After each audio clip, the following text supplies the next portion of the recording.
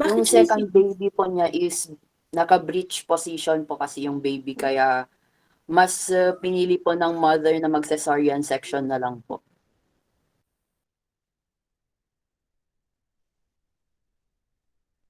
Okay. So, nakalagay ba sa pass yun? Naka-breach siya sa second? Ma'am, hindi po. Okay. So, my next question is, saan pa? Sige, next mo nga, Faith. Oh, pass agad? Kasi nabasa ko dito, I have read that she had her prenatal check-up, then nagtetanus siya, then on 36 week siya nakaramdam ng bleeding. Tama ba ako? Tama, 6-week AOG, nag-bleed siya. Pasyente nyo. Tama ba?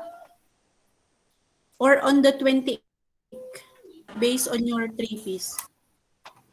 Ma'am, on the 28th week of pregnancy. Paki-appear nga dun Before sa the 20, presentation. Kung ay, ayun. nasa Thank paper you. po kasi yun. Wait lang So po. dito wala? Wala po dito kasi nabanggit na lang po sa, opo. Yung I-present na lang po PDF namin na yung lang paper. yung i-send nyo. Yung PDF na lang, hindi na lang yung PowerPoint. Pero, you included it in your three-piece. Yes, ma'am. Yes, ma'am. So you have to present it because the obstetric history of the patient is much important. Kasi nga, your patient is previous CS. So what is the indication of the previous CS of your patient during her first pregnancy? Ano? Second pregnancy yata yung CS, ma'am. Normal yung first. Also, first pregnancy is normal delivery. Then, Yes, for ma'am. the second Then, pregnancy, it is cesarean section. cesarean section. So, Kasi daw, kailan, kasi daw, ay, sorry. kailan nag-call ng Yung anak ko, for emergency CS na yung patient ninyo? Kailan na kitang your patient is with Previa? Ma'am, nakita po siya noong before the 28th week po, pero hindi po siya emergent CS. Plinano po siya na pagdating po ng kanyang 37th week, planned cesarean na po siya. Okay, so your patient is scheduled for emergency CS. Ay, scheduled Plan. for. Yes, Hindi, ma'am. was Schedule. scheduled for CS, I mean, not emergency. So, what kind of previa? Ma'am, it was diagnosed on her before 4 days before her 28th week that through a transabdominal ultrasound that she had a complete placenta previa, ma'am. Okay, so complete placental previa siya of 28 weeks. So, what are the management during the first trimester of the patient? Second trimester, I mean. So, by second trimester, ano yung so, oo plan? nga. So, nung second trimester, na-detect na previa yung patient nyo? Tama? So, Ah, doon Yes, na siya ma'am. nag-bleed ng painless 28 weeks. Okay, Can so I have a may follow-up question with that one? go. Kasi So, welcome sa ulit, Sir J. therapist, Lord. Sir J. Lord is here with us to suffice Mm. the questions and all the Yon. matters that Because will be tackled. you are mentioning a while ago that the patient has been diagnosed 4 days before 28 weeks of gestation, that the patient is having complete placenta previa. And you have discussed that complete placenta previa is the total blockage of the pelvic area. Yes, or the cervical os. Yes. Yes, Yes, sir. sir. Yes. Now, since you have mentioned that this patient had scheduled for cesarean section with the 28 days or upon the diagnosis of the patient, how would you think that the patient be able to maintain the pregnancy throughout until the 37th week, or throughout the until the scheduled um uh operation or cesarean section. Because I am a little bit curious, because she was diagnosed already with the complete total blockage of the cervical os. How and was there any bleeding? Yes, sir, there was a How um, bleed is that bleed? So moderate. tignan mo yung yung grammar ko wala na. How how grave is that bleeding? Ano daw Sir, the yung English amount of ko? blood was not recorded, but moderate to heavy bleeding is Moderate evidence to heavy given. bleeding, and yet your laboratory diagnostic procedure shows that there is a normal It's hemoglobin normal. level. Yes. Isn't it that it should Mm. be There was no clear with manifestation that the patient aberration? is in distress.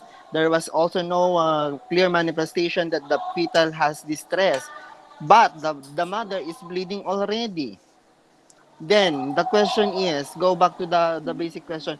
How did the mother maintain the pregnancy until 37 weeks, considering that there is, what as what you have claimed, moderate to severe bleeding? Okay, so that it, Sir, yan din yung tinatanong kanina pa. You will just mention, ano yung mga management ninyo? Paano mo na-continue yung pregnancy niya? 28 weeks AOG yung patient mo until the patient will reach the full term of pregnancy. So, what are the managements? ma'am, ma'am and sir, she was prescribed with tranexamic acid to minimize Only and tranexamic control. acid, Chelsea? Oh, bakit Was that a big tranexamic? help? How did you manage to give If, also, for tranexamic acid sa bahay lang? So for the drugs, what is the mechanism of action of tranexamic acid? Makakatulong ba yun para hindi na mag-bleed? So it will just suffice the bleeding na nawala. Ano pa? Ano pang pakapit ninyo Ano bang iniisip niyo sa Tranex? Kasi obvious na obvious ngayon ang tranexamic acid maski sa ibang sa drug section eh. study? Oh? Oo, maski sa ibang section obvious na obvious ang tranexamic acid eh. Ang problema, pinipigil niya, pero ang nagiging problema natin dito, yung blood loss mo, pinigil Oo. mo nga, pero paano naman yung blood loss na nawala? So here is the question na lang. Ano yung prevent ninyo to um, na mangyari in placental previa? Ano? So what will happen if the patient has placental previa? Ano nangyayari? Brief description. Asan siya? Ano, magsusunod-sunod na ang tanong ko na naman dito. Bangkain ko na J-Lo, naman ito. gusto mo magmerienda? Go na. Charot. Bangkain ko talaga ito. Promise. Sir, that may I know. Angel, Sir, ano po kasi, so during the time po na diagnose siya with a complete placenta previa po. So, na-prescribe lang po yung doctor ng medicine. This is ano po, to keep the bleeding po in a minimum amount What po medicine? to get closer po sa due date niya. O ano ang medicine? Be specific. kasi 28 days and then you 9 weeks niyang tinitik ang medicine na iyon just to suffice the bleeding only. Was that a problem in the placenta previa? Yes, number one, that's a problem. Oo. Pero ano bang problem mo talaga sa placenta Oo previa? nga, sagutin niyo muna yung tanong namin. Anong nangyayari sa placenta previa? Oh, ito. May ganitong nangyari kaya nag-conclude na placenta previa sa nagbubuntis. Ano?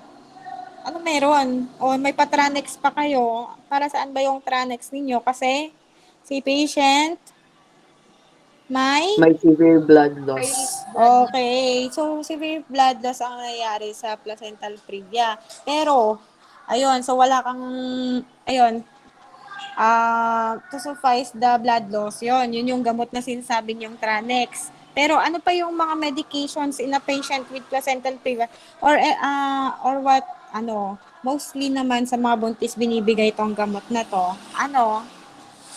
Ang dami ng gamot na pinakita niyo sa amin kanina.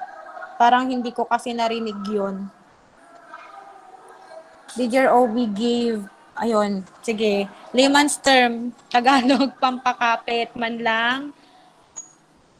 Ano ba yung mga medications ng mga OB patients during their prenatal? Tatlo lang yon. Ma'am Duvadilan po. Okay. So, that is one na it will help that the mother will push through all on the until she is on term. Then, ayun, nailagay ba yon? Was it mentioned in your treatise man lang sa history of present illness nyo? No, it was not, ako nang sasagot, ang tagal nilang Ay, sumagot. It andyan ka was, pala. Tayo na lang no, magtanungan. it was not mentioned. They just give Oo. oxytocin. Tinga sa history of present illness nyo, dapat lahat yon. Tapos yung history dapat na mention nyo rin yung previous pregnancy niya para meron kaming pagko-comparean. Walang na-mention. I-mention na lang po namin sa ano na. Anong i-mention niyo, Jel? Yung mga ano sir, Ano yung mga ano yon? Ano yung mga ano na yon? yung medications po sir na pinescribe po nung doctor nung nalaman po yung Kaya nga, para maitama natin dito, ano yung mga medication na yon? Buscopan? Give us a name so that we may be able to assess if you are on the right track.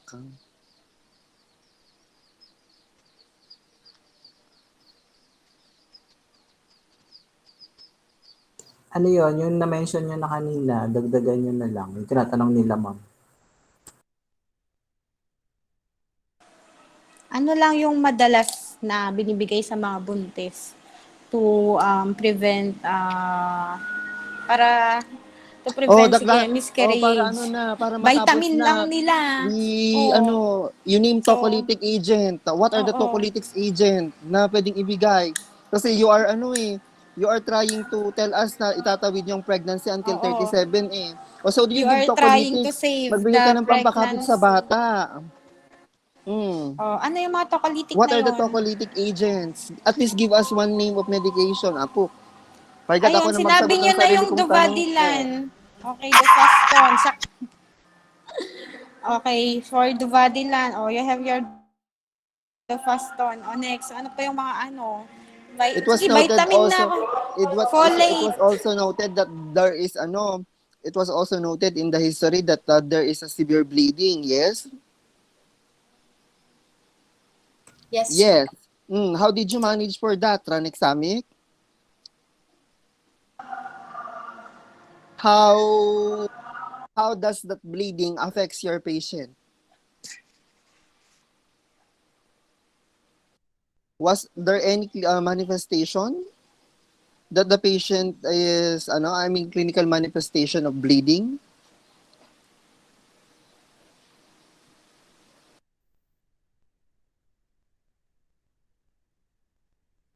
Apo, abot tayo ng May 9 dito sa election kung ganyan. Partakan yung nita ko, Charot ko. Hindi kasi kiniklaim kasi nila. Tignan mo yung logic hindi ko lang kasi makuha yung logic. The patient is having placenta previa complete obstruction of the cervical os. They are claiming that the patient is having Maganda severe yung dekorasyon. bleeding. Maganda ka din. Ngayon, tawag dito, ngayon, ang problema natin, ang unang tanong, how severe is the severe bleeding? Hindi niyo naman masagot. The second thing is that, is there any clinical manifestation na attributed dun sa bleeding natin? Then what are the intervention given? Tranexamic acid definitely is not enough. Pahintuin niyang bleeding mo. Pero gaano ka-guarantee na hindi siya magbi-bleed, complete obstruction niya ng cervical os. Ayun. So, Sir Jaylord is just asking, what managements did you do to the patient para maitawid ninyo yung pregnancy niya from Oo. 28 weeks na na-diagnose that your Kasi patient has a complete placental previa? kasi yan ang problema niyo sa placenta previa. Was the during ano ba, during the admission, um did you get also the NST of the patient o wala din? Walang na-take note na NST? Doppler.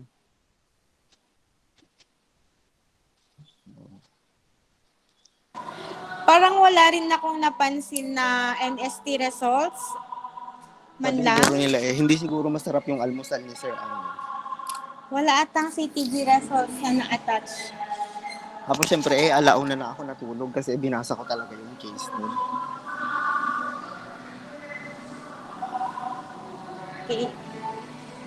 For the group, just answer kung ano yung tinatanong ni Sir. Yung management nyo lang, makikita, wala ba yun sa brief description? How is placenta previa managed? Nasa brief description nyo dapat yun. O, brief description, kindly answer the question. E kung may maisasagot naman kayo, we will not suffice the questions na. Kasi nakita na So, namin yung sagot. Okay, just review your brief description and mention to us the management in placenta previa. Then we will fix the treaties. yes, in the brief description, we've presented the immediate care measures na kung saan nakastate po doon na there are two conditions po kasi. If bleeding occurs in past 37 weeks and then there is a distress when it comes to the fetal heart tone, then pwede po siyang cesarean. But regarding to the interventions, there are some conditions na kung saan po is hin-hospitalize yung patient in order to monitor the patient for at least 24 to 48 hours.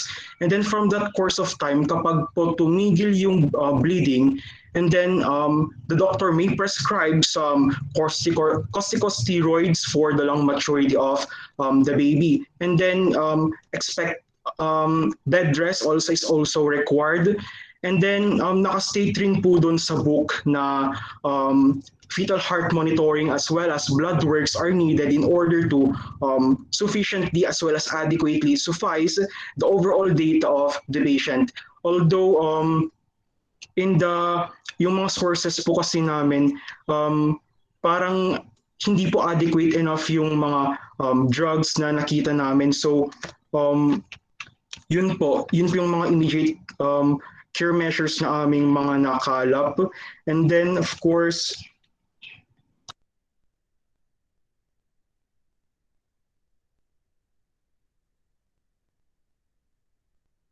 And then when it comes to the immediate care measures po, more on assessment po kasi yung mga nabasa namin as well as the results. I mean, mga parang pre-op interview lang po kasi yung mga naka-state sa immediate care measures. And when it comes naman po sa mga online resources na kalap namin, mostly po kasi naka-state lang dun is bed rest as well as the corticosteroids for the long maturity of the patient. And then nakukulangan or hindi po kasi kami nakapag-dig in more informations for the bleeding po kasi. And then in the po, kapag dun sa continuing care measures naman po, it presented two conditions or two scenarios in which kapag may bleeding and then may fetal distress na nangyari, then regardless of the gestational weeks, kailangan mag-perform agad ng cesarean section. Whereas kapag po sa second scenario, kapag may bleeding na nangyari and then hospitalize yung patient for about 24 to 48 hours and then natigil yung bleeding, and the healthcare provider might pauwiin yung patient with a bed rest as well as give corticosteroids for the fetus. And of course, yung nga yung sinasabi ko, mga blood works as well as fetal heart tone po in order to monitor both the mother and the baby po. Okay then. So, very well said, Mr. Salvejo. So, yun lang naman yung gustong itanong ni Sir J. Lord. Pag may naisagot naman kayo, yon matatanggap naman namin yon. So, we are just asking for the management. So, in placental previa, parang yan lang naman yung cycle sa kanya to prevent furthermore bleeding and to prevent miscarriage to the miscarriage and sudden infant death. Sudden any fetal distress to the baby kasi it is detrimental nga naman of having a placenta previa in such cases. So, ayun, ang isa pang tinatanong niya kasi kung ano yung medical management sana. So, Mr. Salviejo's answer is about the management per se, not the medical management. So, ano yung mga binibigay na gamot? Ano yung mga maintenance na binibigay except for the bed rest and in the prevention of further bleeding during placenta previa? So, yun na yung tinatanong niyang tocolytics. So, what are the tocolytics that are being given in yan, kahit hindi na sa placenta previa patient, to all, sa lahat ng nagbubuntis, so sinabi niyo na, Duvadilan, ano pa yung mga maintenance ng mga buntis, ano pa, di ba nagpapa-folate sila, para saan yun? Folic acid plus folate, yun ang, ng mga buntis, ano pa, ayun, the corticosteroids na sinabi ni Mr. Salviejo, just give us an example. Then the tranexamic acid, bakit? Bakit may tranex ang mga may bleeding na mommy? Uy, layman's term na yung pagkakatanong namin. And our question is leading na. Okay, so for the meds naman, show us the answers. Gusto ko talaga magsabi na, objection, Your Honor, the question is leading. Hoy, wag. Hoy, mabait na kami. Sige na, nagugutom siya, kaya Ma'am, tranexamic pagpasensyahan. acid is to stop Ay, and ala, push talaga sila sa Tranex nila. Naiinis na talaga ako. Sige, go, Miss Hindi, kasi Timbol. ganito. Ganito Ah. kasi yon. I-resolve nyo kung anong, dun sa history kasi ninyo mga kapatid, it was not clearly stated kung anong klaseng bleeding. You just have general definition of bleeding na it's severe. The question is, how severe is that severe? Hindi naman ako hindi naman ako mga away sa tranexamic acid. Kung yan ang gusto niyo, then so be it. But you give us a clear general or specific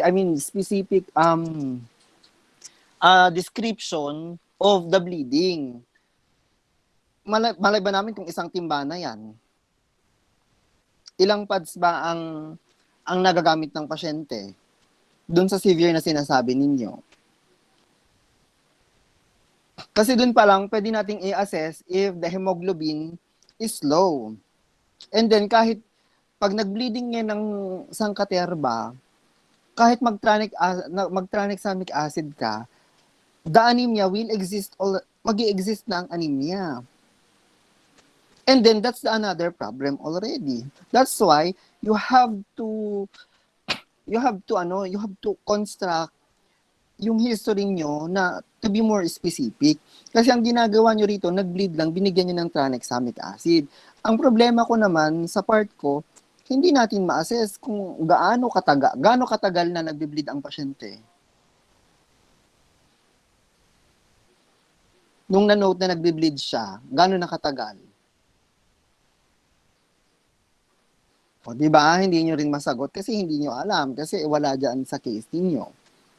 Doon sa gano'ng katagal niya, sa isang kunyari, 4 na araw, nakakailang pad siya sa isang araw. Those are the simple things na i-interview nyo when you're going to have your duty inside the hospital. Hindi nyo tutungan ng pasyente nyo. Sir, permission to speak po. Jalan. Sir, honestly po, hindi po namin nalagay yung how many pads of how many pads the mother used po as she experienced po bleeding, but we just included po that it is moderate to heavy bleeding as evidence po on the blood soak underwear po na she verbalize po. Well, then, that concludes na hindi enough yung yung assessment ninyo. Kasi kung magta-tranix tayo, okay lang. At least mapatigil natin ang pag-bleed. But ang problema kasi natin na isang existing would be your blood loss already. In which, hindi nagre-reflect kasi sa ninyo. Hindi nagre-reflect sa laboratory nyo. Kasi, Tumatawag si Doc sa... the hemoglobin is normal, within normal ranges. So, you have to reconstruct your history very well so that we may be able to understand kung applicable ba yung tranexamic acid mo. Wala akong problema sa tranexamic acid. Kung yan, di yan. Walang problema doon. Pero kasi ang problema Okay, kasi natin yung then. anemia kasi talaga ng pasyente. So, wait. Ay, Okay, so pwede ba akong bumalik sa question instructors kung okay lang? Jelan. Yes, So, ma'am. nabanggit mo na din lang na profuse bleeding ang nangyari sa patient ninyo basing on the, hindi nyo nga na-note, di ba? So, your patient is pwede bang subjected na siya for emergency CS?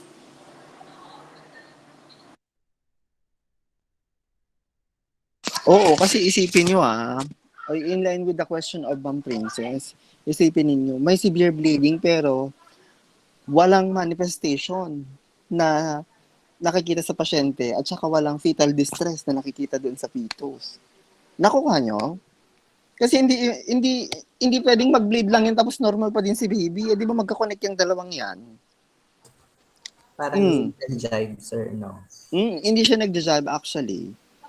Yeah, you only have focuses on you only focuses on the maternal side. Naiiwan niya yung side ng baby.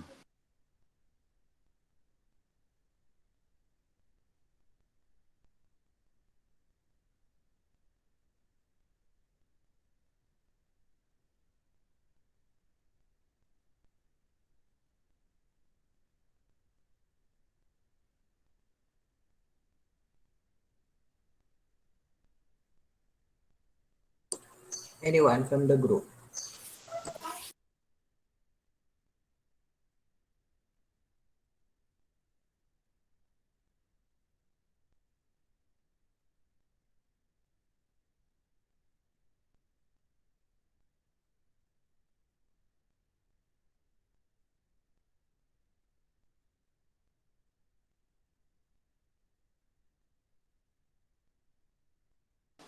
Silence is the key to success.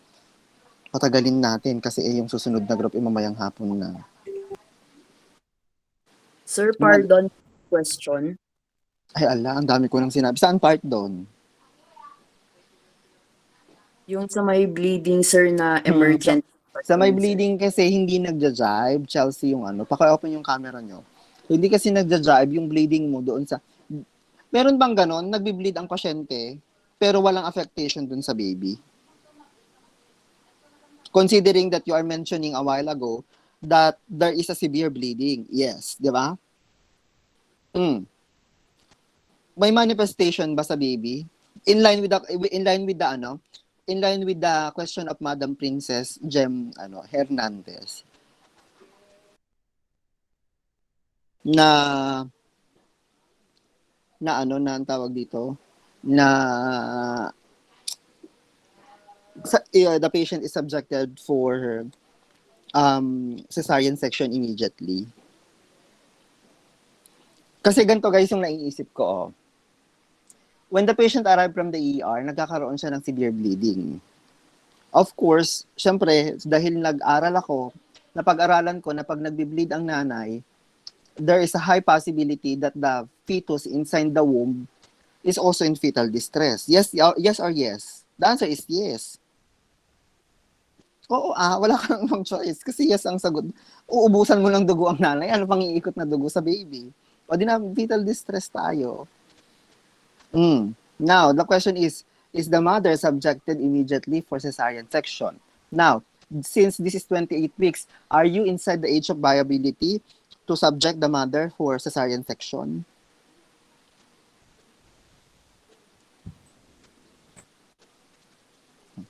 Sabi siguro nila bakit nyo pa in-invite yung instructor? Wag ka kasi magulo. Okay, just answer the question of Sir J. Lord. Oo.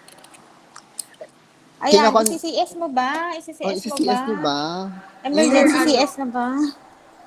sir, since sanabi po namin na it's a severe bleeding po, subjected po siya to emergency um, cesarean section po, regardless of the early gestational age po. Okay Ano? then. So, anong gagawin?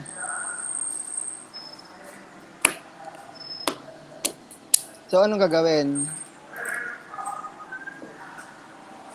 Ano na? Hindi, O anong di gagawin? CS, sabi niya na. Ay, mag-CCS na? Oh, Kayo? magsi-CS na sila. Oh, before doing emergency cesarean section, siyempre Oh, may management muna yan. Oh, ano yung mga ang ibibigay tawag dito, nila? actually, tawag dito, pinapaikot lang kayo. Kasi doon kayo nahuhuli actually, nahuhuli kayo. Kasi doon sa severe bleeding pa lang, talagang magkakaroon tayo ng fetal distress talaga. Ngayon, for you to be able to continue this study, pwede naman. You just have to pacify or you just have to lighten up the signs and symptoms of the mother. Huwag yung gagawing severe bleeding. Yes, sir. Yun Yes, ang sir. gagawin ninyo para pumasok yung ano ninyo, para ma-manage natin yung bleeding into the ma-manage o maipasok ninyo pa rin yung management ninyo na tranexamic acid. Pero light ang bleeding. Pero you have to be careful. Remember, this is a complete obstruction sa cervical os or complete placenta previa ninyo. So, you have to be very careful on those things na pwedeng lumabas sa mother. And of course, you have to take note also, in addition with that, fetal biometrics ninyo. Ano daw yun? Yung fetal biometrics ninyo. Kasi dito walang sinabi I mean, wala talagang clear manifestation or kung ano ng itsura ng baby, kahit man lang sa Doppler or NST man lang. Walang nasabi. Kasi nagbe-bleed ang mother. Dapat, di ba? Di ba, Madam Sir, Princess, di ba, Madam Princess, sa OB, pag Yes. ina-admit mo ang pasyente, di ba, it is a mortal sin kapag namatay ang mother at saka ang baby ng sabay. Oo naman, so ito na yung sir, management. Napagod na akong magtanong. permission to speak po. Okay, go, just speak. Ano po, we're going to take your advice na lang po to revise the amount of bleeding po to prolong the pregnancy po until her due date and until the mother is subjected to cesarean section po. Okay And then, so, we're going to revise din po the what Sir Gaylord said po sa laboratory po, and then the ultrasound po put po put po and include that the baby has had a ano po fetal distress po since it's connected to the Hindi, actually, okay naman yun. Pero, since magbabago ka ng magla-light bleeding ka dito, di ba? Hindi ka na magsisevere. Oo, hindi siya magsisevere. Tawid niya talaga itong case na to, promise. Pag okay, hindi siya... Neng. Wala ka namang choice kundi sundin yung sinabi niya kasi to wrap up things naman, kailangan mo talagang i-revise yon to prove to us na maitatawid nyo yung pregnancy ito. So, yun nga. Ano nga kasi yung pre-prevent, kanina pa namin inuulit-ulit to prevent further bleeding. Kasi if you're patient with placenta previa will ayun, magkakaroon ng profuse bleeding, it's a sign na you will make your elective CS, that is the term for the CS na linano nyo, o yun, yung term niyo kanina. If your planned CS, your elective CS will turn into emergency CS. Bakit? Kasi, ayan, di ba, yung placenta previa nyo is complete, dapat nga walang bleeding yan. Pag spotting-spotting lang, sige, pwede ninyo i-manage lang mga sinasabi yung management. But once that profuse bleeding occurs, you will call for an emergency S regardless if the fetus is still preterm. Kahit pa hindi pa wala pa siya sa viable age, you will call for emergency CS kasi nga si mother and baby is at risk. Pwede kang mamatayan both kapag profuse bleeding na ang nangyari. Kasi sa placenta previa, hindi mo yan mai-stop bigla-bigla kung profuse bleeding na. Wala ka nang magagawa. Emergency CS na, ilabas mo na si baby. So, but before doing so, meron kayong mga management before calling for emergency CS. Yun na yung sinasabi ni Mr. Salviejo na mga corticosteroids. So, what will you give to the mother before the emergency CS? Ayun, yung mga corticosteroid na sinasabi ni Mr. Salviejo and ano pa, so, we will not be drastic naman na tatanungin pa yung mga management na yun sa inyo kasi hindi naman kayo nakapag-duty pa sa TR or OB ward, but it is for you to learn. So, we will just share na lang. O, di ba? Mabait kami ngayon. Okay, Ikaw la. so, Hindi nakakapangit ako. pag masungit. Ay, okay ng pangit. Basta masungit Was, ako. Ayun lang yun. hindi, mabait yan si Sir Jaylord. Hindi, Okay, hindi ako so, mabait, promise. Mabait Mr. naman yung Mr. G. Salviejo, o di ba Sir Frederick? So, Mr. Salviejo, ayun, yun na yung papasok na yung sinabi mong management kanina. Pero kung spotting lang, o yan, di ba, ano, we will revise your output na wala ng profuse bleeding, spotting lang. Ano yung mga, yun na, papasok yung tocolysis na sinasabi. You will give your isox, your duvadilan, dufaston, yung mga maintenance ng mga mommies, ferrosulfate plus folate, yon. Gusto kong makita yon sa ire-revise ninyo. Okay? Yes, ma'am. Sige, move nyo na, dali. Move nyo na bago ko pa makulkul ulit yung utak ko at makalkal na natin makalkal. Sige na. At sa inyo. De, char lang. So, this is for you to learn. What about the other students, ma'am? Do they have any Ay, oo questions? pala. Oy, I will suffice the question and answer. Pero gusto ko talaga ng not one-way conversation. It must be two-way conversation. Not only the CIs will talk. Asan na yung Oo. tanong ng ibang students? Most especially kasi hindi naman nila case yung pre-present. So, dapat magtanong sila kasi ang focus Oo. nila yung case nila eh. Alam niyo, pagkakataon niyo na to na magtanong para may mai-answer kayo soon. Then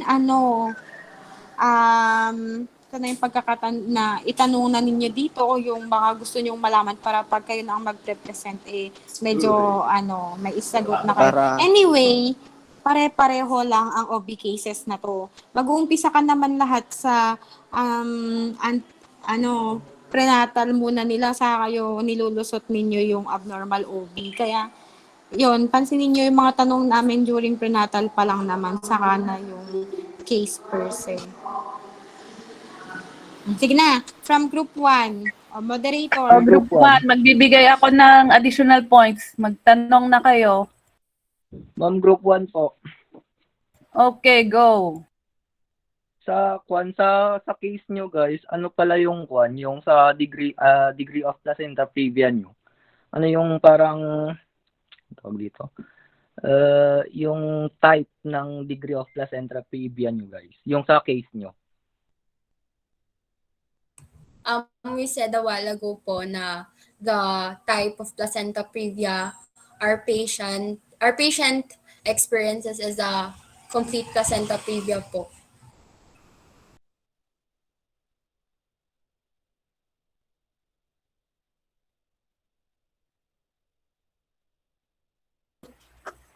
Complete placenta previa daw, Fitz. May follow-up question ka ba doon?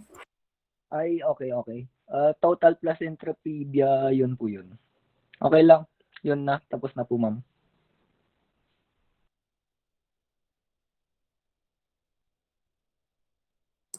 How about the other groups? Do you have any questions? Facilitator. How about my group 2? Group 2, any questions in their case? Group 2. Ana, Sky, Eliza.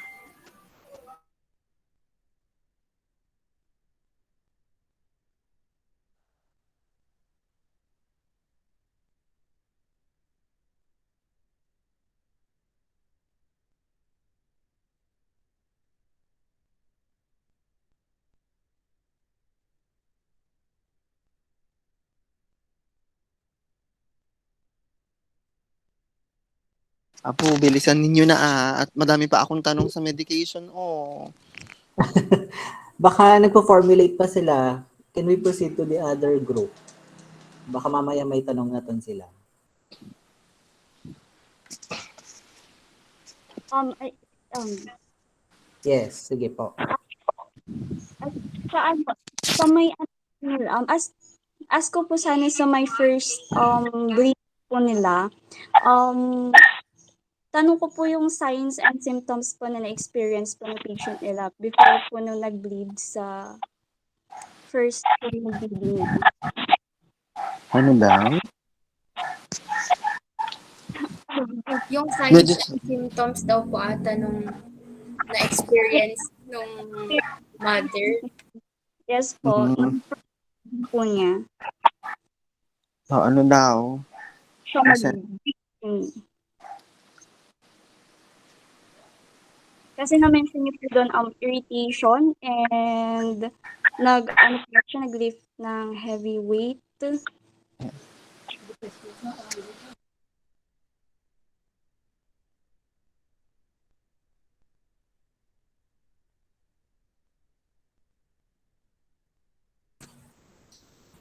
Group 5, ano na? Sir, medyo hindi po narinig. Ay, can you repeat the question nga, Miss Gwen?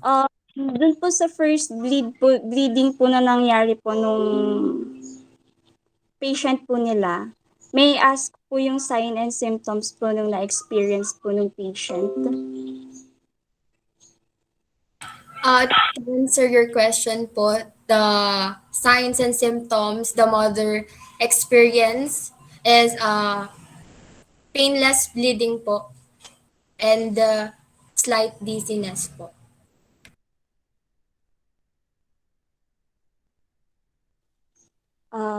Okay. Thank you, yun lang naman po.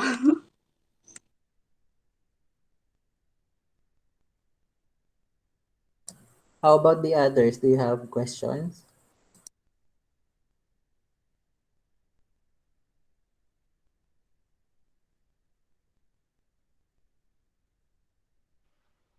From group 2 po, ano po yung factors bakit siya nagkaroon ng placenta previa? Bakit? Or paano siya nagkaroon? That's a nice question. Kasi on your second pregnancy, di ba breech siya, sabi nyo, di ba? So, ano kaya nga naman yung naging cause? Bakit nung third pregnancy niya is placental previa na siya? The exact etiology of placenta previa is unknown, but some associations says or there has been an association kapag merong mga previous surgeries gaya ng ganun nga second cesarean section na kung saan it may put the uterine or uterus into scarring na kung saan pwede po siyang maging factor ng placenta previa. And then another factor is that pwede rin pong sabi ng mga research or according to our researches, pwede rin factor yung pagkakaroon ng male baby. And then yun nga po, another factor also is smoking and then the use of cocaine. Or the exact etiology is unknown, pero yung mga associated factors, doon na lang po kami nag-base. So, we're thinking that your patient is, saan siya nag-fall? Saan siya nag-fall? Bakit naging previa siya? tignan yung mabuti students ha, kasi parang napagbabaliktad nyo ang abruptio at previa. Tignan yung mabuti ano nga ba talaga yung cause ng previa ng pasyente. Bakit siya previa?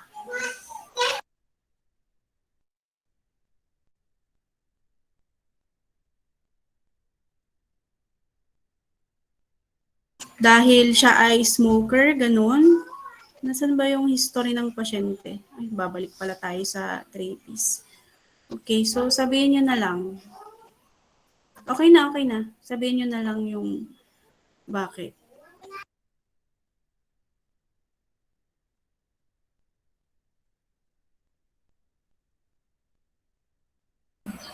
May nabanggit ba kayo kung smoker yung pasyente nyo or Kung bakit siya, No, kung kaya ma'am. siguro naging previa. Kasi baka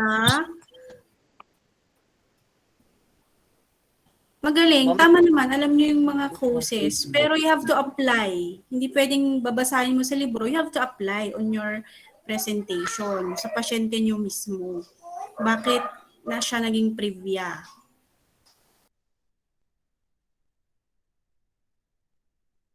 May previous surgery ba siya noon as you've stated as one of the cause? Na-opera ba siya noon or ano? May nangyari ba sa kanya in the past?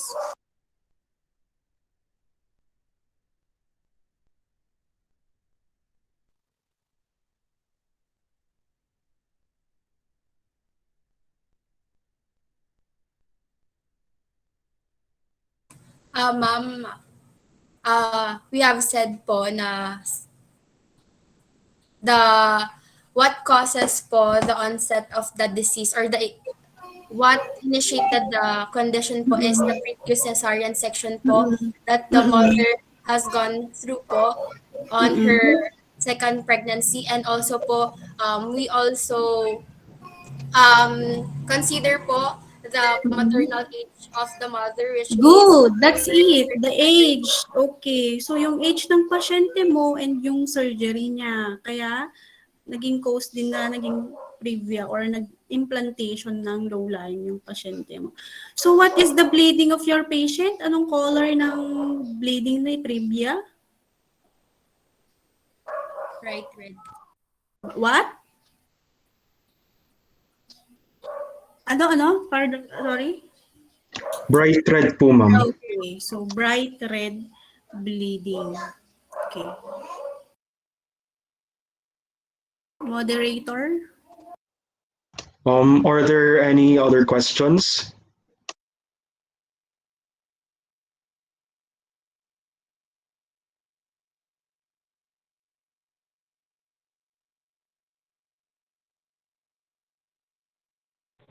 Tanong ko lang, um, considering na placenta previa yung pasyente nyo, pwede bang mag-deliver ng normal yung mga pasyente na may placenta previa?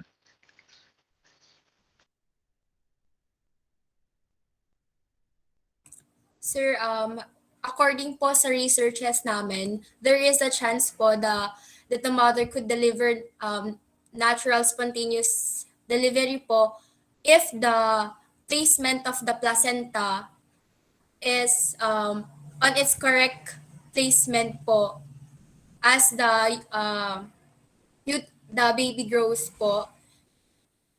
There could be a chance po, pero according din po sa researches namin is C-section po talaga yung yung nire-recommend po. And then may nabasa rin po akong article na kung saan kapag early detection po ng placenta previa, there is a chance na mag-resolve it on its own. Pero sa case po namin na total blockage pa rin po, there could be a chance or there is a huge possibility na kapag vaginal delivery yung mother, there is a high possibility of hemorrhage leading to hypovolemic shock that could pose a fatal or I could say, fatal outcome to both mother and baby po. Kaya we plan cesarean na lang po para mas safe.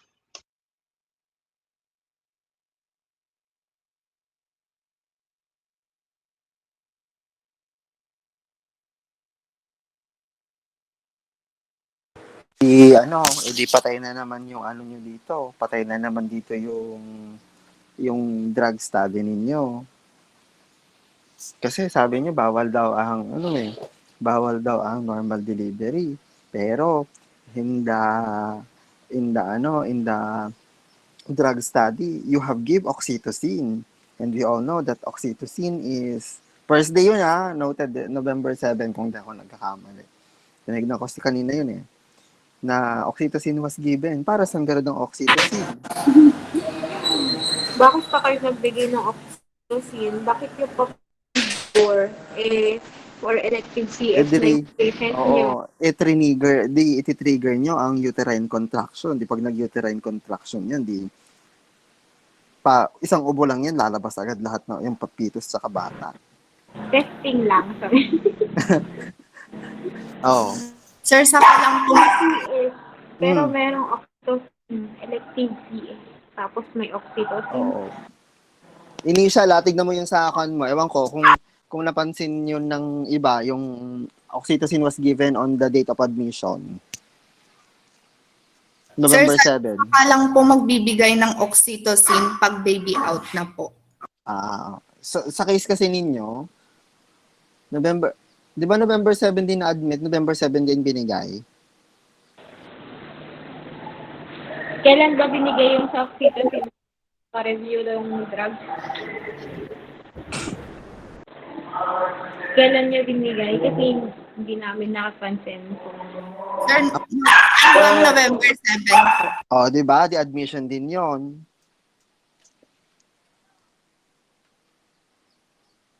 Oo.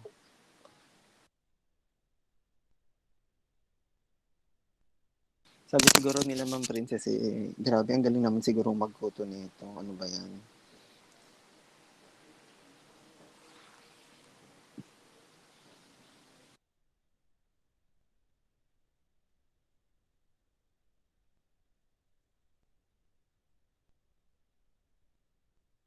So, what's your decision?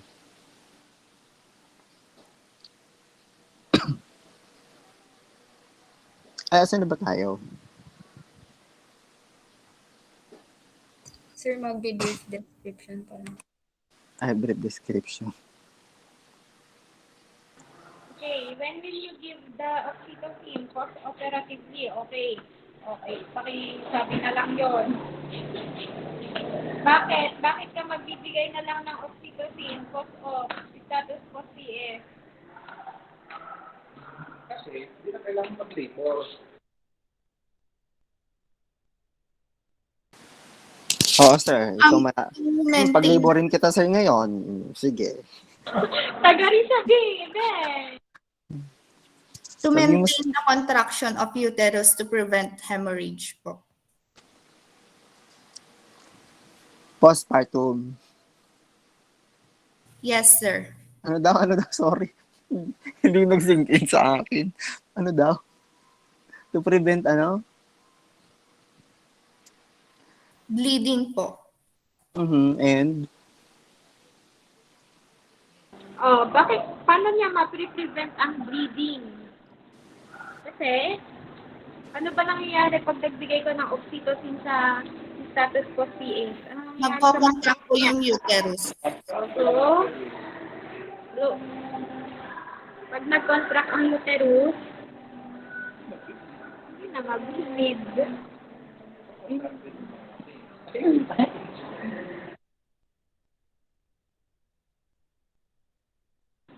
Kumpletahin mo lang yung sagot mo, Neng, okay? So, we will give oxytocin to a status post-CS patient to prevent bleeding, and its mechanism of action is drugs.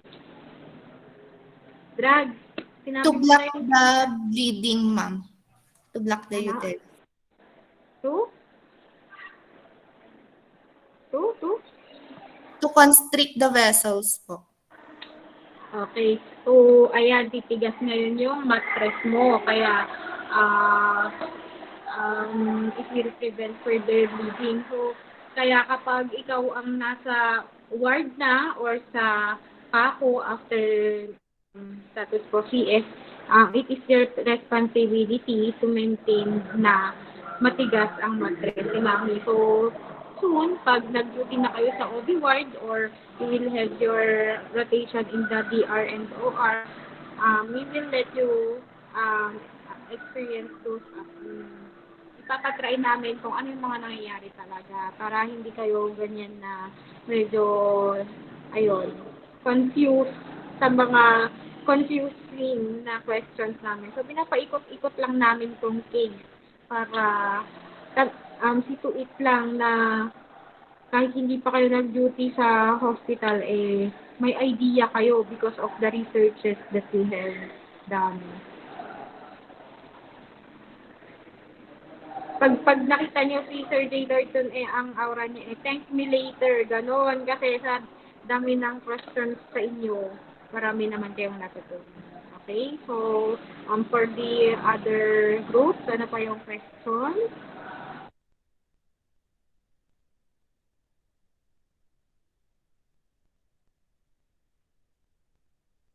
Victor, nawala ka na. For the other groups, are there any further questions or clarifications that you want to um,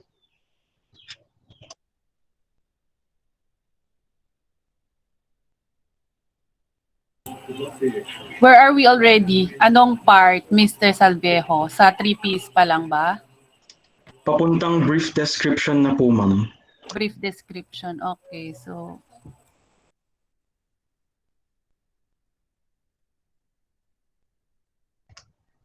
How about here in the brief description? Do you have any other questions before we proceed to another part of the group case study?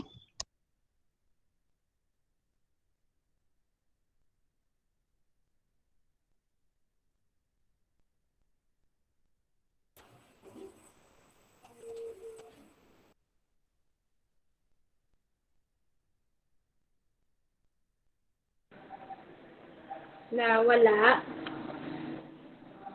O wala na kaming kasama. Kindly turn on your cameras, students. Okay, kung wala, Sir J. Lord, please bumper them with more questions. Okay, for the other students.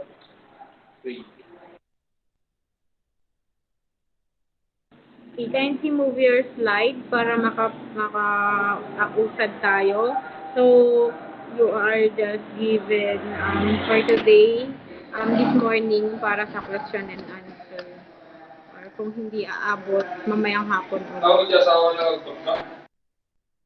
Okay, for the one who is presenting the slides, kindly move the slide.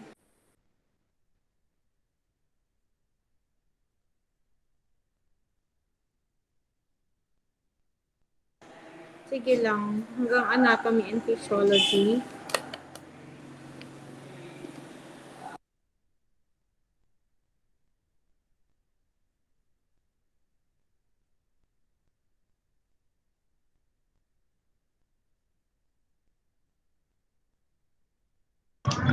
How about in our anatomy and physiology? Do you have any further questions or clarifications po? Both our panelists as well as our classmates.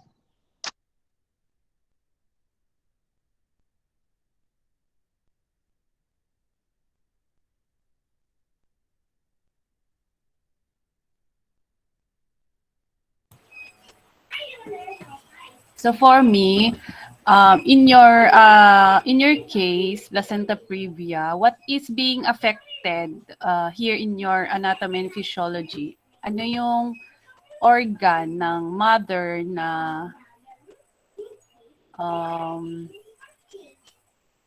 na-affect kaya meron itong placenta previa, kaya na-experience niya yung placenta previa. Sa pagkakaintindi nyo, sa case nyo, ano yung organ affected affected in the mother?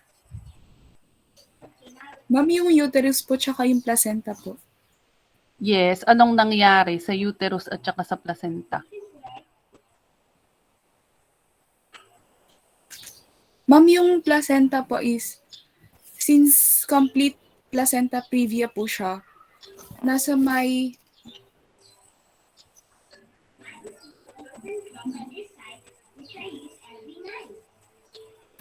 na-attach po siya sa may cover, sa may cervical opening po.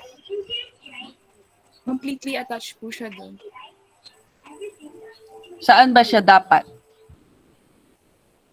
Ma'am, sa upper portion po ng uterus. Away po siya sa cervix. Ano ang function ng placenta dapat sa baby? At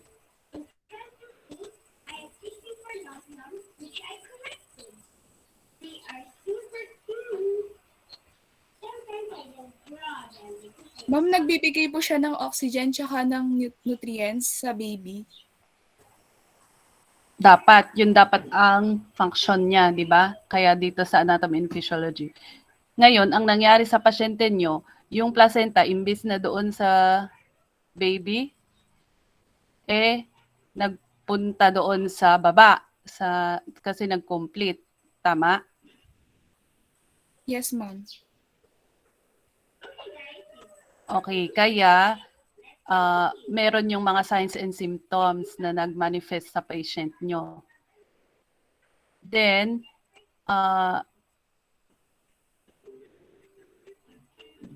so how about the uterus? Wala bang nangyari sa uterus? Sa placenta lang?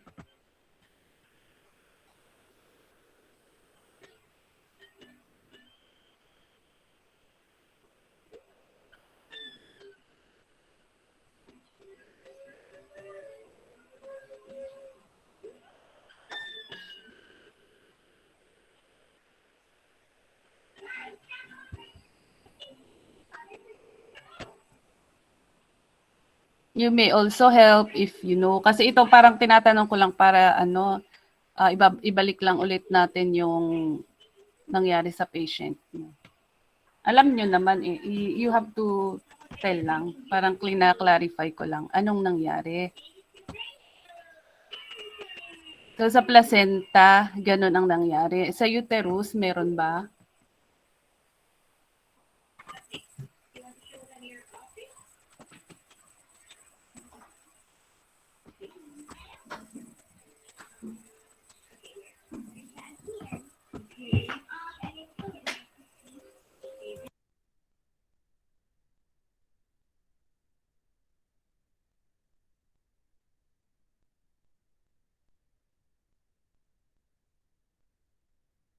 Magtulungan kayo, mag-group 2, group 5. Since the uterus po nourishes the fetus, then with the case of placenta previa, it would probably put the mother at risk for bleeding po. And then kapag nagkaroon ng bleeding, then there could be a compromise to the fetus, as well as there's a disruption of oxygen. Probably there could be a disruption of disruption or deprivation of oxygen, as well as nutrients or nourishment po to the part of the baby. And when it comes to the uterus naman po, yun nga po, since nakatouch siya on the lower portion of the uterus, on the part of the mother and on the part of the uterus, there could be or there is a possibility of severe bleeding po. Okay, thank you for that answer. Ganun lang. Kasi parang tinetest lang namin kung naintindihan nyo nga yung case nyo. So, sa other groups, may question pa ba kayo sa anatomy and physiology?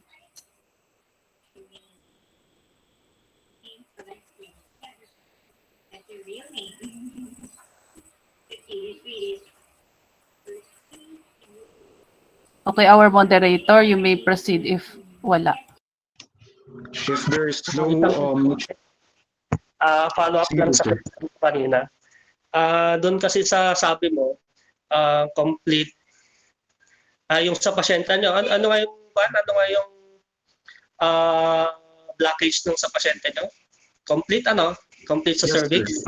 Yes po, sir. So, ang tanong ko, may possibility ba, for example, na hindi na nagkaroon ng copious bleeding yung pasyente at pwede nang lumabas yung pasyente ay yung baby. May possible ba na pwedeng maging normal yung paglabas ng baby? Sir, to answer your question po, since yung if there is a possibility po ba na there could be a complications to the baby po if cesarean section was done in the earlier gestational age. Ganun po ba, sir? Yung tanong niyo po. Ang Hindi, tanong ata, ang question ko, for example ano, na na na parang hindi na nag-focus building yung pasyente mo at yung baby is okay na for gestational age na lumabas. Pwede ba na maging normal yung delivery ng pasyente?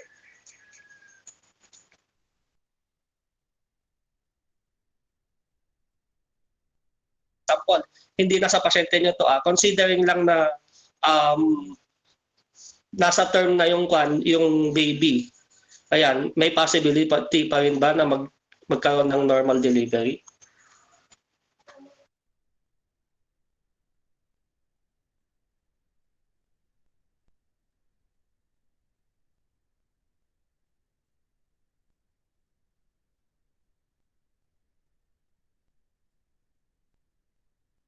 Sir, as far as we know po is wala pong possibility na mag-undergo ng normal delivery po. Kahit po term birth na po yung mother with a complete placenta previa po kasi there could be severe hemorrhage po if ipupush through po yung vaginal delivery po, and that could lead to morbidity and mortality of both the mother and then the baby po. More pa, may gusto pa akong marinig. Jelan, Okay, meron pa. meron din. Akong gusto. Naantay ko, nakikinig ako. Ano pa? Ano bang case ng ng placenta previa nyo? Ma'am, I think po is there could be a long complication po sa baby po. No. I am giving you a leading question ulit. What is the ano yung klase ng placenta previa nyo? Complete placenta previa po, ma'am. Oh, incomplete placenta previa. Anong meron? What is complete placenta previa? Total blockage of the cervical cusp. Total blockage. Sa tingin nyo, normal is spontaneous delivery will be imminent during the as a kind of delivery to your patient? No po. No, kasi Na-block po totally. Na-block po yung canal mo po. So, nakoberan yung birthing canal, tapos doon mo papanakin. Saan lalabas si baby? Nakoberan ng placenta eh. Isipin mo yung birthing canal, andon, natakpan, nakatakip yung placenta nyo. Eh, yung placenta nyo, malaki-laki yan. Total blockage ang nangyari. So, your patient is really subjected to emergency CS. Hanap ng ibang route. Yon. Diba? Hindi to prevent further bleeding or to prevent, complications. Pero the right answer is your birthing canal is totally covered by the placenta in complete placenta previa. So, that's the way na mag-answer, ha? Simple lang yung tanong. Okay, so, any other questions?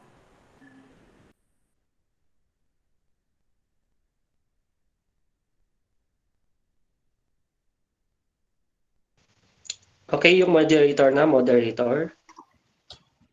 Are there any other questions regarding to our anatomy and physiology? Are there any other, or are there any questions coming from the group 1 or group 2 as well as in group 3 and group 4.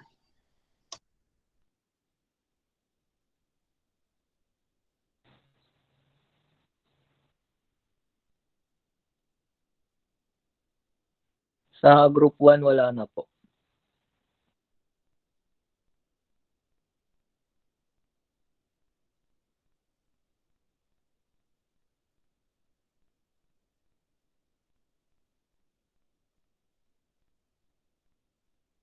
How about here in the pathophysiology po?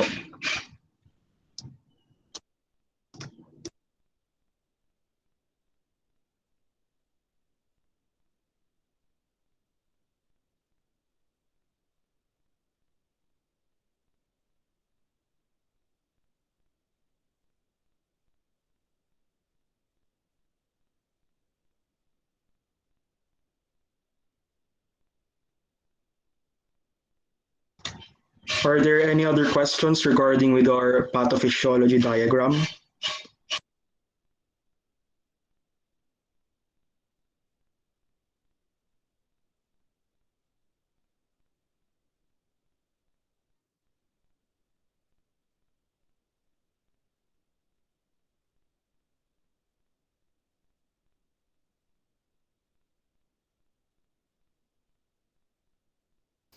Okay, my fellow instructors, may napansin po ba tayo sa pathophysiology nila? Kasi I think sa akin naman precise. Ibaba mo nga ano, Chelsea.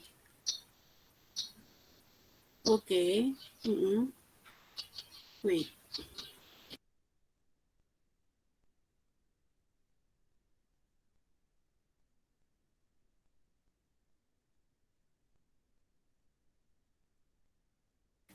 Okay. So, kapag nangyari pala na release of stored intracellular calcium, the result is these two symptoms. Tama ba ako? Yan ang mangyayari kapag nagkaroon ng tissue injury, nagkaroon ng release of intracellular calcium that result to painless, bright, and uterine contraction bleeding. Tama? Tapos biglang complication sa kanilang dalawa, complication agad sa baba niya. Or may additional ba kayo dito sa other PDF nyo? Yan lang po, ma'am.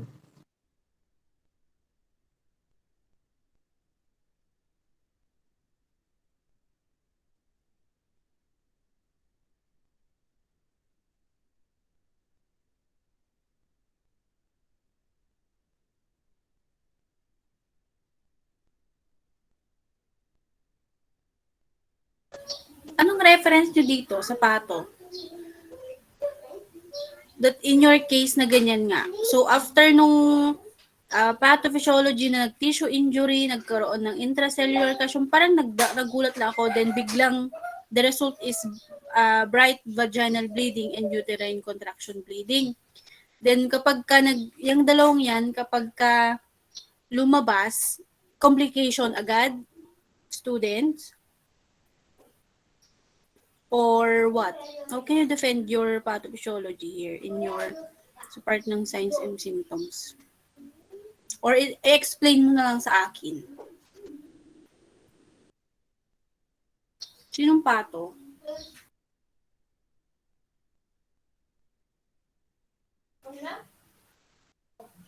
Sinong pato students? Baka nga naman may explanation mo naman Sila sa akin. girly po.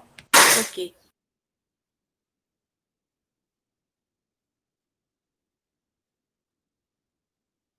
Okay, we'll be waiting for your answer. Para maka-lunch na tayo.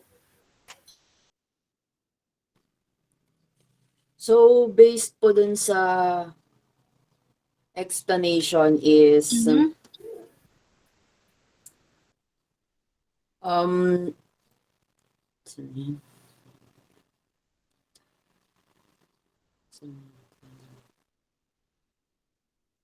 yung releasing of stored intracellular calcium po, the calcium triggers the contractions by reaction with the regulatory proteins that in the absence of the interaction between the actin and myosin.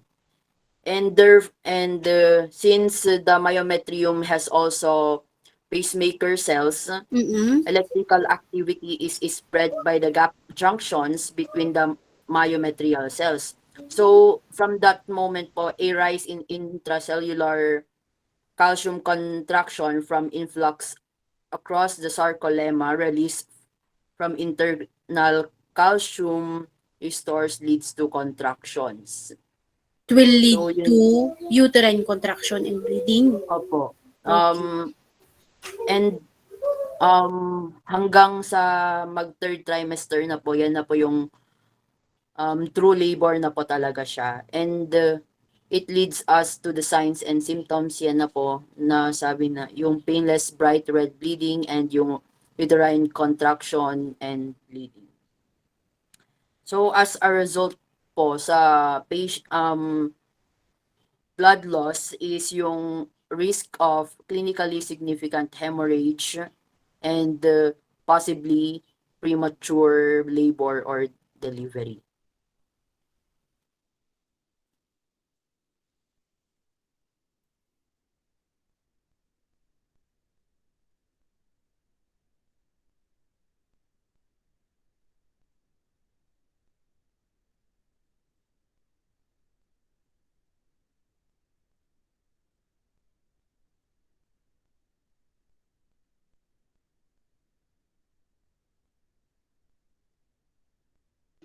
Um,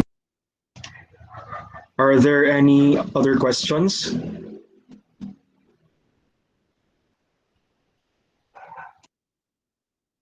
For group 1, may mga hindi pa ba kayo naintindihan sa pathophysiology? You feel free to ask them. They can answer your question well and good. Pero kung ano, tutulungan namin kayo. So kung meron kayong hindi pa naintindihan, tanungin nyo na ngayon. And the other groups also.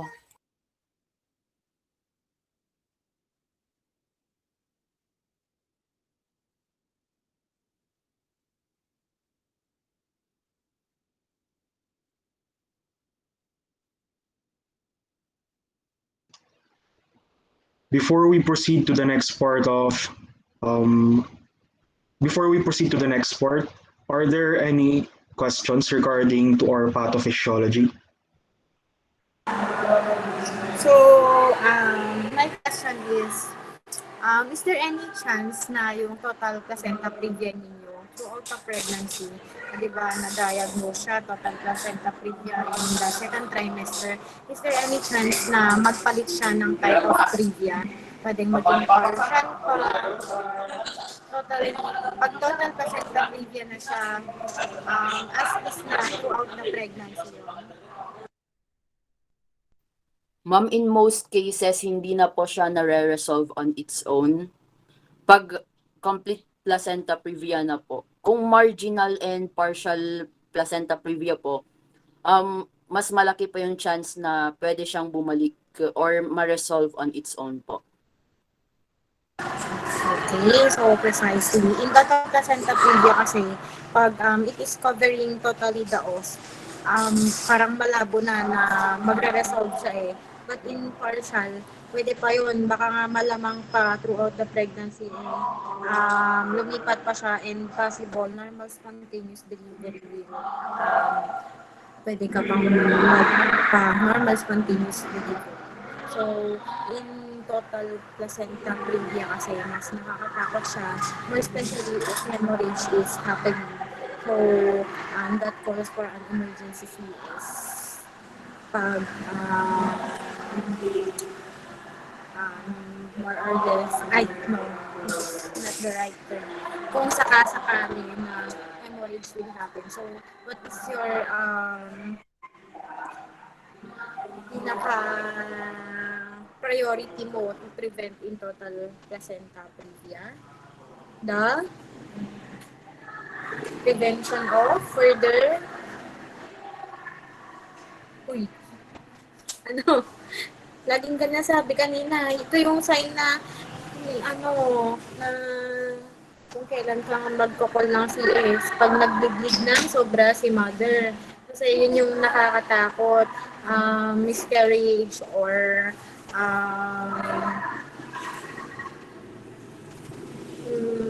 the baby is experiencing fetal distress. Okay?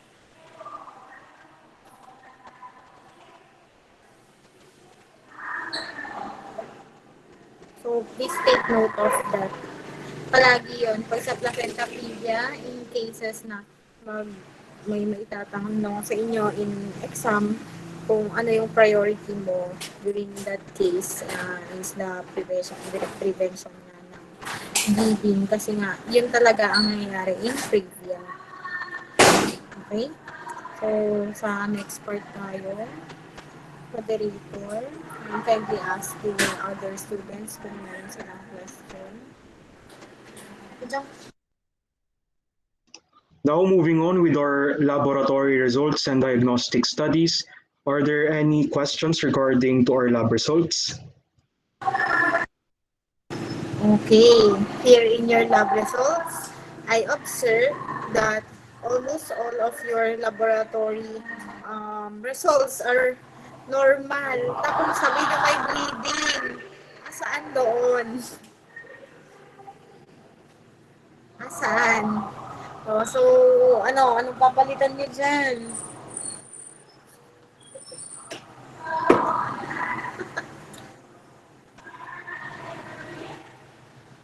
Nasaan na? Please flash the part sa ninyo, RDC nyo.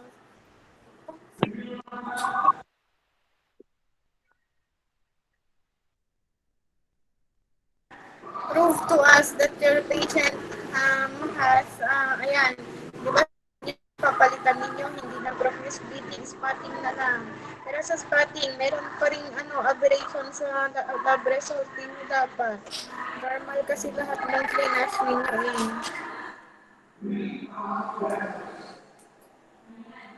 Ma'am, sa may po, hemoglobin and hematocrit na part po sa post. Okay, so Gawin what? na lang po. Ha? Gawin na lang po namin na normal po. Kasi nakalipot po namin is Possible ba na maging 9 grammer ang patient ninyo? Papayagan niyo ba na 9 grammer ang pasyente ninyo? Spotting lang?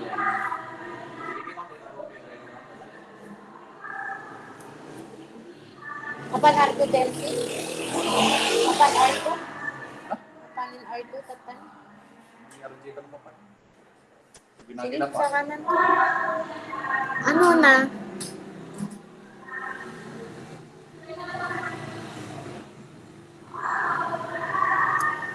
Ma'am, can you repeat the question daw po? Kasi di po marinig. Ay, sorry. So, Ano daw yung abnormal student? Anong ipapalit ninyong result? Sige, ilan ang ibabawas ninyo? So, abot ba ng hanggang 7 grammer, 9 grammer ang RBC ng pasyente ninyo? I-flash nyo kasi yung sa CBC result ninyo. Bakit kasi nasa typing lang? Para may 7 grammar, 9 kayo. grammar na sinasabi ni Ma'am Princess student, yun yung result ninyo sa CBC. Asan ba ito? So, R2TMC ang ginamit ninyong institution. Ang parameter nila kasi, sige, i-flash mo nga para makita ko. Sorry that I'm not... Yung result student. Sige, baba mo pa. Result. Yan. Nakita Asan ko yung eh. result? Ayan. Ay, ang taas ng ano niya. Oo. Kaya nga normal, will you change that to, yun, yung 9 gram na sinasabi ko, gram per liter. I-change mo ba yan? Aabot siya ng 70s, 80s, 90s? Or you will just stick to 100s? Ganyan. So, nasa normal parameter ka eh. Pwede ka siguro dyan sige, 98, 99, 100 plus. Pero, the result kasi normal ang result ninyo. Eh, sabi ninyo may spotting. So, possible, your patient's hemoglobin count will be decreased also. Pero, to the point na hindi ka aabot ng 7 grammer. So, ano yung sinasabi namin 7 grammer? Ayan, subjected na naman yung pasyente ninyo ng blood transfusion. Eh, alam kong iiwasan niyo ulit yun. Kasi nga sabi ninyo, spotting lang naman. Kaya magbawas lang kayo ng konti niyan. Basically, near to normal results. Okay? Pag nag-duty rin kayo, sinabi sa inyo, okay, si room 202, 8 grammar yan. So, ano yun? Ano yung 8 grammar? O, diba? So, dun pa lang magda-doubt kayo. Pag 8 grammar, ibig sabihin 80s. Ayan, 80 to 9, basta 80, 81, 82, 83, ganun yung hemoglobin ng pasyente mo. Pag sinabi naman, si room 203, magba-blood transfusion mamayang hapon, 9 grammar. Sabi naman, ibig sabihin, 90, 91, 92, 93 to 99 naman yung resulta ng pasyente nyo, okay? So, 138 is, sabi nga naman Princess, is very normal nga naman ang ating, so heavy bleeding si patient. Okay. Huwag So, tayong next, dapat maglagay ng abnormal, guys. Kasi ah, alam din namin kung abnormal talaga yung mga hemoglobin ng pasyente nyo, lalo na sa lalo na sa nyo na bleeding. bleeding yung pasyente nyo. So, for Good example, advice. abnormal naman talaga, ilagay nyo yung abnormal. Huwag kayong matakot na maglagay ng abnormal. Pero mas mas ma-appreciate nyo rin kasi ang laboratory kung talagang nag-duty tayo. Kasi 'di ba papakailaman nyo yung chart ng pasyente. So makikita nyo lahat doon yung laboratories niya. So doon pag mapapansin nyo talagang mabbagsak, doon nyo i-base yung resulta ninyo. So 'di ba ganun kasi dapat talaga kung talagang sa duty, kakalkalin nyo lahat ng lab ng pasyente. Para lang din aware kayo kahit hindi ganun yung setup natin. So, pakibaba lang din. Hematocrit. Normal din siya. RBC. Normal Ma'am, din. bababaan ko na lang po yung value po dun sa post-operative. Dun po sa hemoglobin, 98. Pati to si platelet, Hematocrit. medyo pansinin niyo si platelet. Kasi pag profuse bleeding, magigising kasi yung clotting factor natin, which is the platelet. Kasi pag profuse bleeding yung pasyente nyo, ma-activate ang platelet. Kaya mag-alter din itong ating platelet. So, within normal din. Sige, pakibaba na lang. WBC. What is the normal WBC? 34296 ba? Anong basis? Saan nyo to kinuha? Anong libro? Anong reference nyo sa 34296 na WBC? Saan kayo nag-base dito? Anong reference? Anong book? 34296 talaga nasa libro? Normal WBC? Ma'am, hindi po sa book. Nag-ano na lang po ako sa internet po. Internet? So, anong reference mo makikita? Saang reference sa internet? Book siya sa internet? 34296? Yes po. Hindi po siya book, ma'am. Nag-ano lang po ako. Ginaya ko na lang po yung dun sa reference value po.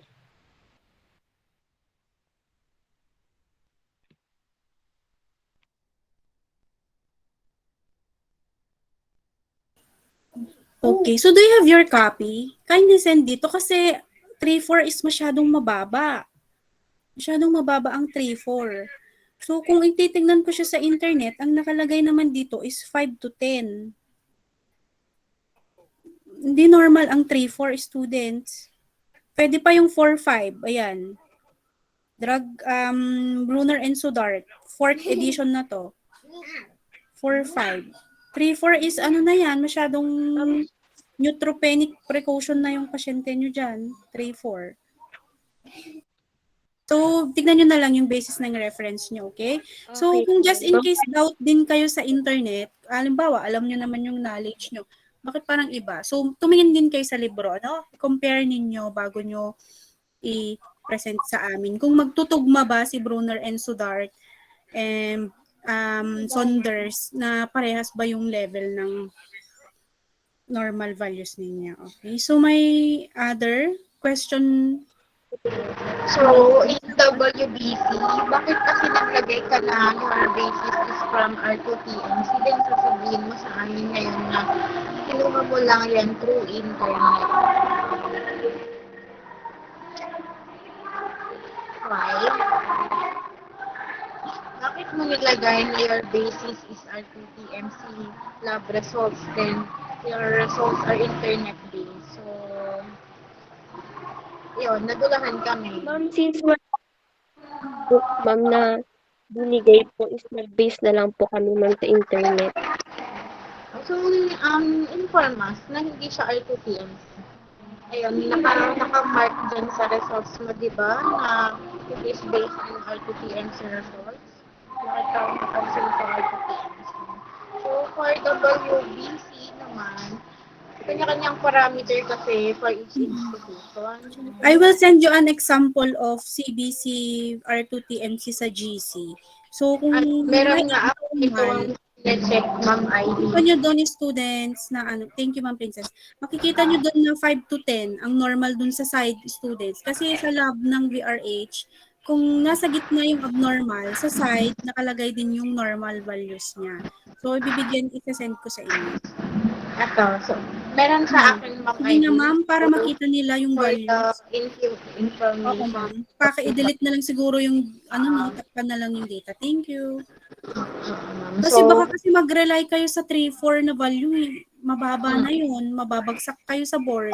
Bibigyan kayo ng values ng board exam na wherein pag binigyan ka ng 3-4, isasagot mo yun, letter A. Kasi yun yung nakita mo eh, yun yung basis mo. Mababa na yung masyado.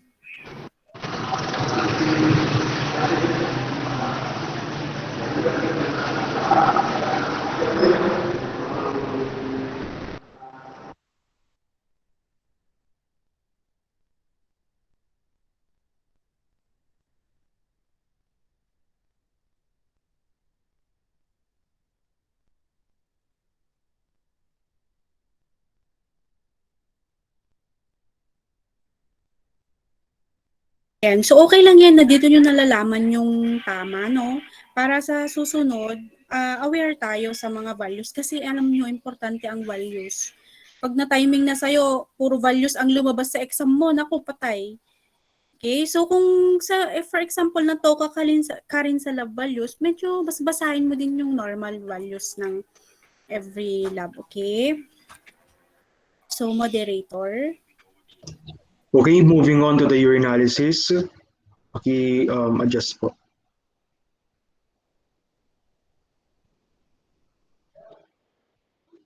Are there any questions regarding to the urinalysis report?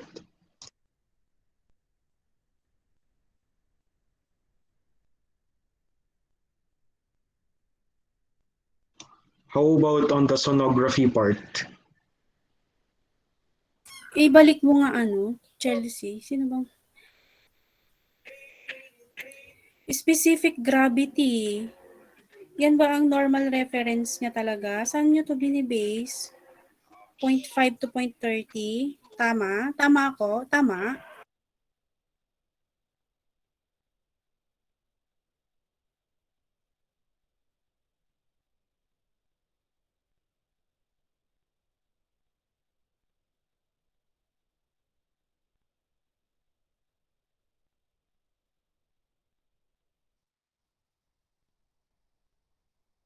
Tama ba?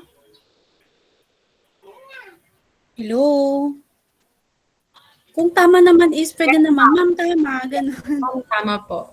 Okay, so, tama naman, ma'am, ganun. Pag defend nyo naman, kung alam nyo na alam nyo.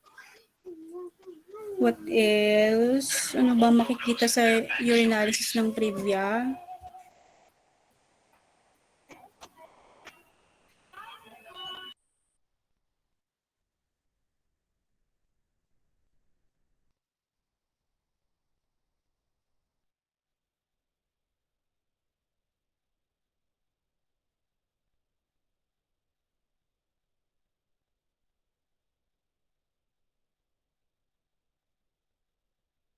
Okay, moderator.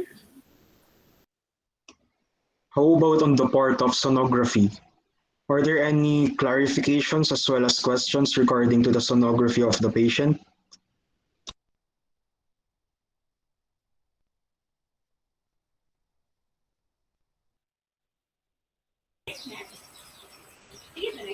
So for your sonography result, meron bang nag-i-indicate doon ng placenta previa? Nakita ba na complete?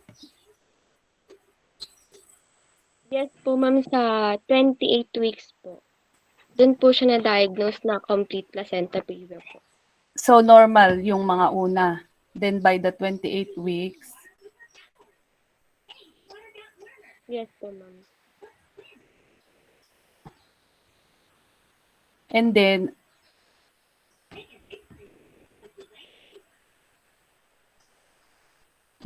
so sa 28 weeks meron naman. Okay.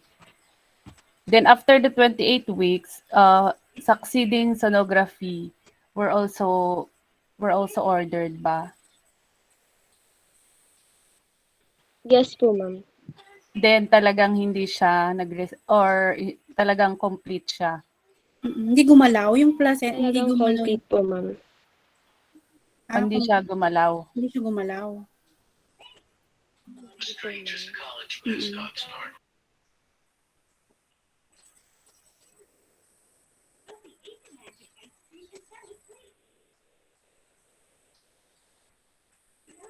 Okay, sige, move. Okay, now proceeding to the person assessment.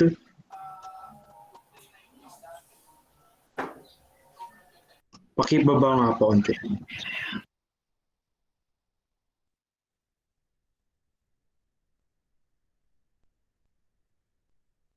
Okay. So kindly give us a brief summary.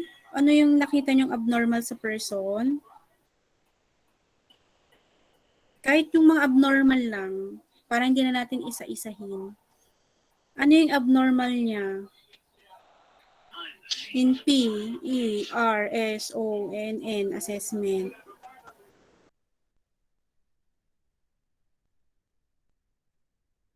Wala ba? Wala rin bang abnormal na nakita? Wala naman pong ganun. Yung aside lang po dun sa verbalization po ng mother about sa pain of the surgical incision site po. And then the grimaces and then the pain po, yun lang po yung na-assess.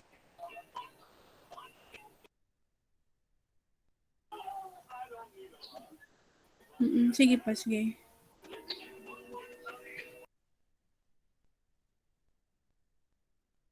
Okay, so Sir Glad, Ma'am Viv, meron ba tayong question sa person?